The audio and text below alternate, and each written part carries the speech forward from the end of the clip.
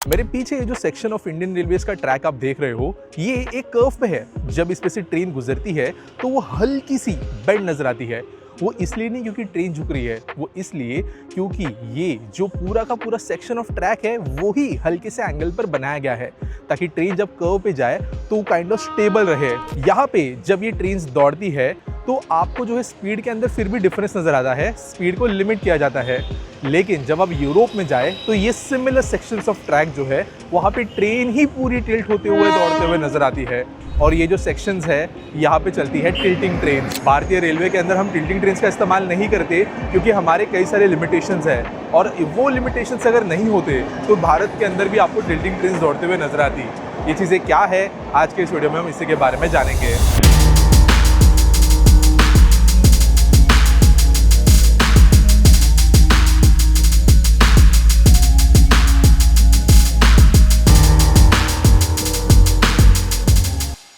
दोस्तों, tilting trains Bharat में क्यों नहीं है वो समझने के पहले हमें जरूरी है ये समझना कि टिल्टिंग ट्रेन्स का आविष्कार क्यों किया गया था। देखो, जो यूके है, यूएस है, इनके रेल सिस्टम्स भी बहुत पुराने हैं, हंड्रेड्स ऑफ इयर्स पुराने। और इसकी वजह से जब 1950s, 60s और 70s का दौर आने लगा तो इनके यहाँ पे सिचुएशन बनी कि जो करंट एग्जिस्टिंग रेल नेटवर्क है वहाँ पे जो ट्रेन चलाई जा सकती है उनकी स्पीड में लिमिटेशंस आने लगेगी ट्रैक की वजह से। जैसे आज हमारे देश में हो रहा है कि ट्रेन और लोकोमोटिव तो केपेबल है, लेकिन ट्रैक्स केपेबल न होने की वजह से हम ट्रेन को ज्यादा स्पीड पे नहीं चला सकते। इसी समय पे जापान जो है, इन्होंने बुलेट ट्रेन की डेवलपमेंट शुरू कर दी, तो obviously competitiveness to increase speeds in trains ये बढ़ने लगा।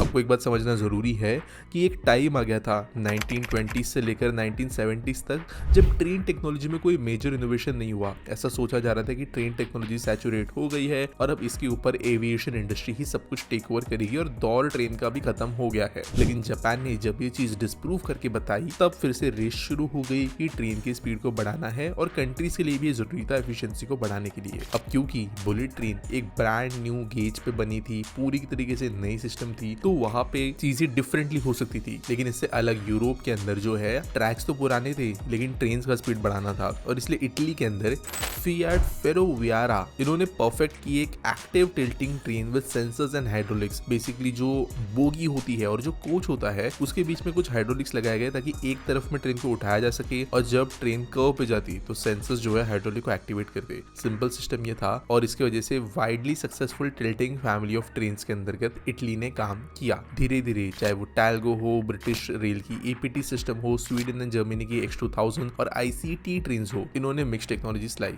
जापान ने भी फिर उसके बाद में N700 शिनकानसेन के अंदर ये टेक्नोलॉजीज लाई, और धीरे धीरे ये चेंज जो है बढ़ना शुरू हुई। अब इसके अंदर एक इंटरेस्टिंग बात, भारत में भी टिल्टिंग ट्रेन आई है। आईसीएफ ने जो है एक छोटा सा प्रोटोटाइप कुछ कर्वी रूट्स पे मिड 2010s में टेस्ट किया था। इसके बारे में हमें क्यों ये आगे नहीं बढ़ा उसके बारे में कोई खबर नहीं मिली, लेकिन ये टेस्टिंग हुई है, इस तरीके के रिपोर्ट्स हमें मिले थे। लेकिन फिर इसके आगे क्या हुआ, ये टिल्टिंग ट्रेन का सिलसिला कहाँ पे जाके भारतीय रेलवे में इंटीग्रेट होके न आगे बढ़ा, इसके बारे में हम समझते हैं। देखो, पहली बात, हमारे ट्रैक्स जो है वो टिल्ट के लिए भी डिजाइन नहीं है। कई सारे कर्व्स जो ब्रिटिश और दूसरे यूरोपियन ट्रैक्स के अंदर है वो यूनिफॉर्म है, काइंड ऑफ एक सर्कल के कर्व पे आप उसे ट्रेस कर सकते हो, क्योंकि उस तरीके टेरेन के हिसाब से उनको वहां पे बनाया गया था। भारत में जो कर्व्स है कई जगहों पे वो टाइट है, अनइवन है, ओल्ड है, टेढ़ा मेढ़ा कैसे भी शहरों के आसपास से उसको बनाया गया है, जिसकी वजह से टिल्टिंग ट्रेन भी वहाँ पे ठीक से काम नहीं कर सकती। इनफैक्ट आपने कई बार अगर ट्रेन के दरवाजे से देखा होगा तो ट्रेन एक शार्प कर्व लेती है दूसरी तरफ, फिर अचानक से दूसरी तरफ में ले लेती है।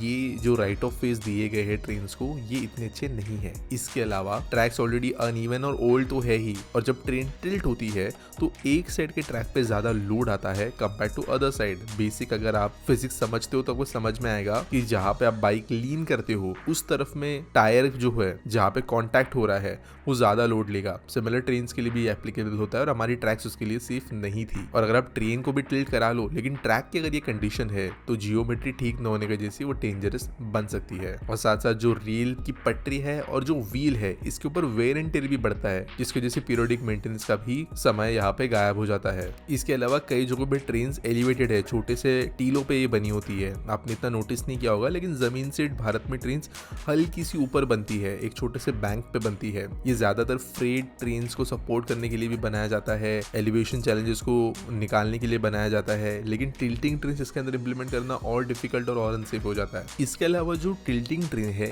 ये पूरा ट्रेन सेट होना जरूरी है। भारतीय रेलवेज जो है एक क्रेयॉन के बॉक्स की तरह चलती है, जहाँ पर जब वो नया बॉक्स होता है उस समय पर आपको एकदम लाइन से व्हाइट, फिर उसके बाद में येलो और ऐसे डार्क होते होते ब्लैक तक एक बहुत अच्छा सेट नजर आता है। लेकिन धीरे धीरे सब इधर का उधर हो जाता है और आपको जो है राजधानी एक्सप्रेस के अंदर डेक्कन क्वीन के कोचेस नजर आ जाते हैं। कोई विस्टाडोम पीछे लगने के बदले आगे लग जाता है, कोई एलएचबी कोच के साथ में कोई पुराना सा गरीब रथ का कोच अटैच होते हुए नजर आ जाता है। और ये अजीब अजीब चीजें जो है आप टिल्टिंग ट्रेन में नहीं कर सकते। जैसे वंदे भारत है एक सिंगल ट्रेन सेट, वैसे ही जरूरी है टिल्टिंग ट्रेन का होना। लेकिन इतने हमारे पास में रूट्स नहीं है जहाँ के बीच में इस तरीके की ट्रेन चलाई जा सके। तो अगर भारतीय रेलवे टिल्टिंग ट्रेन के कोचेस डेवलप करना शुरू करती है तो हमें उनको सेट्स बनाना पड़ेगा। हम ऐसा नहीं कर सकते कि कोचिंग यार्ड में मेंटेनेंस इशू के चलते किसी कोच को निकाल दिया गया और वहां पे फिर इमीडिएटली दूसरा टिल्टिंग कोच अवेलेबल ना हो तो नॉर्मल कोच लगा दिया। ऐसा नहीं कर सकते, वो टिल्ट होते समय टूट जाएगा और ये भी एक चैलेंज ले आता है। इसके अलावा मेंटेनेंस कॉस्ट जो है वो बहुत ज्यादा होती है टिल्टिंग ट्रेन की।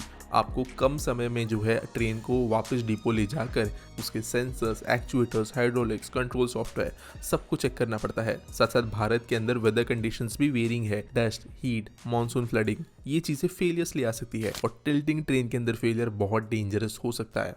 और सबसे मेन बात, हमारे देश के अंदर कर्व्स पे जो स्पीड है वो मेजर लिमिटेशन नहीं है इन टर्म्स ऑफ ट्रेन की स्पीड क्या है। ये बात सच है कि ट्रेन जो है जब कर्व्स पे जाती है, मेजर कर्व्स पे, कार्ड सेक्शंस में, तो उनकी स्पीड को लिमिट करना पड़ता है। लेकिन भारत के अंदर level crossing, signalling blocks, train और स्टेशन के बीच की डेंसिटी, ट्रैक के कंडीशंस, हमारे पे कितना ट्रैफिक है ट्रेन का, ये सबसे ज्यादा जो है ट्रेन को डिले करता है। इनमें से कई ब्लॉक्स को अगर हटा दे, जैसे लेवल क्रॉसिंग को हटा दे, ज्यादा एफिशिएंट सिग्नलिंग ब्लॉक्स बना दे, वगैरह का इस्तेमाल करते, तो इजीली हमें 20 to 30% का गेन देखने मिलेगा। लेकिन टिल्टिंग ट्रेन्स को ले आकर कर्व्स पे थोड़ा सा स्पीड चलाने से मैक्सिमम 10 से 15 किलोमीटर पर आवर का हमें बेनिफिट मिलेगा, जो ओवरऑल पंक्चुअलिटी ट्रेन्स की बढ़ा नहीं सकता। इसके अलावा भी रेलवे को लोको पायलट्स को फिर से ट्रेन करना पड़ेगा, जो नई नई टेक्नोलॉजीज को डेवलप करने में खर्च आएगा, सेफ्टी इशूज आएंगे, जो हमारे पे दरवाजे पे लोग लटकते हैं, वैसे में अगर टिल्टिंग टेक्नोलॉजी आ जाए तो आप तो समझ सकते हो कितना खतरनाक है। और ये चीजें जो है इशूज बनेगी। इनफैक्ट ग्लोबली भी यही चीज किया गया,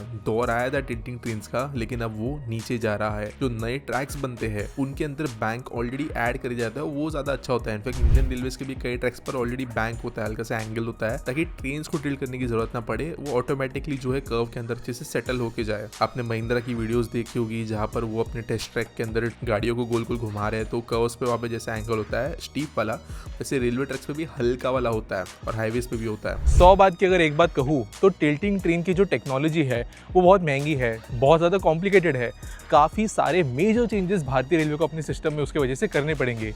लेकिन एंड ऑफ द डे जो स्पीड एडवांटेज इन ट्रेन की वजह से मिलता है वो इतना ज़्यादा नहीं है। जैसे अगर आप देखो तो मेरे बगल में ये ट्रेन एक कर्व्ड सेक्शन से निकलते ही आगे बढ़ रही है, लेकिन इसका मतलब ये नहीं कि इसकी स्पीड बहुत ही ज़्यादा कम हुई। ये अभी भी एक अच्छा स्पीड मेंटेन कर रही है। और हमारे बाकी लिमिटेशंस को देखें, जो हमारे ट्रैक्स है, सिग्नल्स है, तो कर्व जो है मेजर बॉटलनेक नहीं बनकर आता।